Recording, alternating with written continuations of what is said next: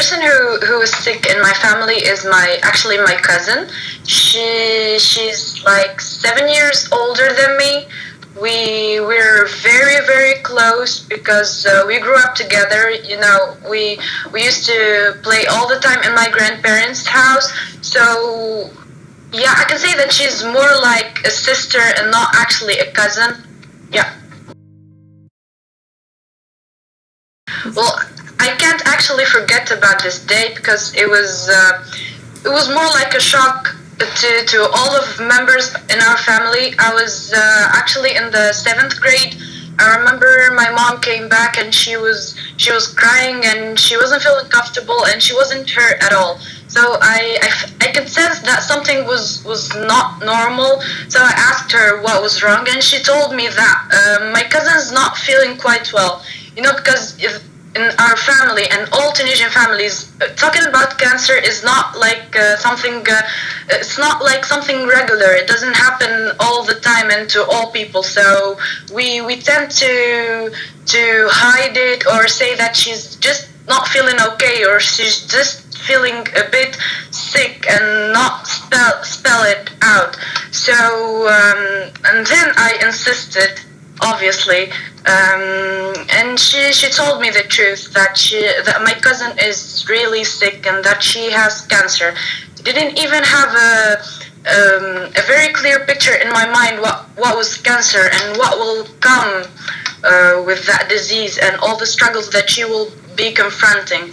And then I remember my mom told me all about the details in that particular day. I remember that her father, he called my dad and he wasn't feeling okay at all. He said that his car got stolen and that that was right after he knew about the results that his kid is sick. And he called my father just to get some help and to know who actually stole his car. Turned out that from that shock, he didn't even remember where he put his car, and it wasn't stolen at all. They kept looking for the car for like half a day, and they found it right in the spot where he left it, but he actually forgot about it. So you can imagine also the tears of my grandparents and my sister and every member in our family. Yeah, it was a harsh day, so you can't actually forget about it. And talking about it actually brings a lot of tears. Because, yeah, you know that people get lucky if they're still alive after that disease, and the therapy is not really easy. So yeah.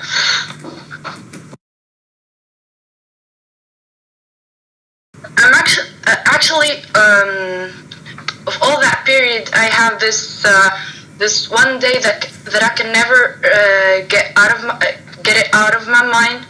I remember she was in the middle of the chemotherapy, and we tried to help her. And so me and my sister and her sister bought a lot of makeup, and we downloaded a lot of music, and we told my mom to take my aunt out of the house, just for them to have a nice quality time alone, and for us to have the whole house for ourselves. And yeah, I remember that my cousin is very addicted to listening to music, and she loves dancing. So we wanted to do something very nice for her to get her away from the drama, and to make her feel like she's actually alive, and she deserves to have some fun and enough of the drama and misery she was going through. So yeah, we brought some music, and we were dancing, and we were very, very happy. And I can see it in her eyes.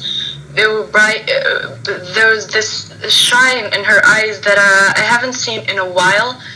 And yeah, she dances in this crazy way, and she got really into the music. She forgot that she was actually wearing a wig.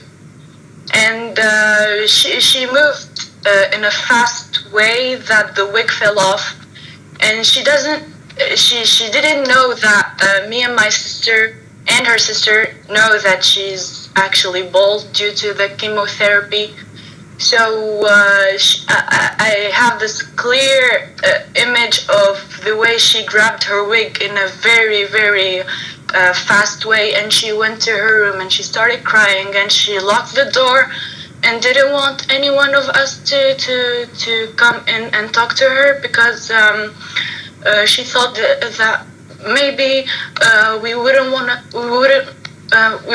talk to her anymore because she was different or something. And yeah, that night is a night we can never forget about, because we wanted to make her happy and we ended up making her feel even worse.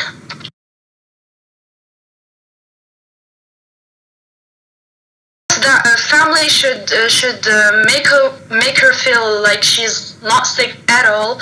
That she has the right to play, to go out, to do her daily activities.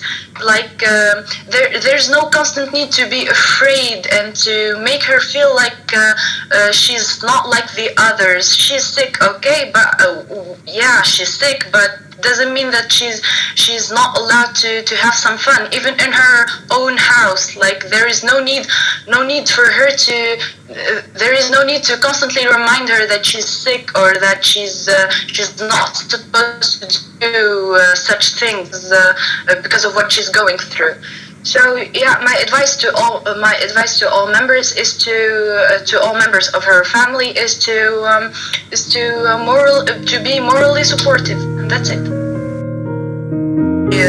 You're not alone in this. You have your family. They love you. They support you. A lot of people got cured.